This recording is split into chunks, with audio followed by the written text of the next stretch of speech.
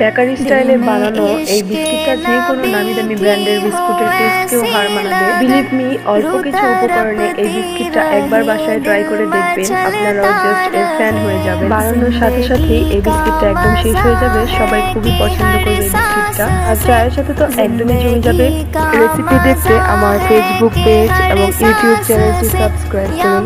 এরকম সিম্পল এবং খুবই মজাদার রেসিপি পেতে আমার চ্যানেলটিকে অবশ্যই সাবস্ক্রাইব এবং লাইক কমেন্ট করে আমার সাথেই থাকবেন। ভিডিওটি দেখার জন্য সবাইকে অত্যন্ত ধন্যবাদ। কেমন লেগেছে এই বিস্কিটটা আপনারা ট্রাই করে আমাকে কমেন্ট করে জানাবেন।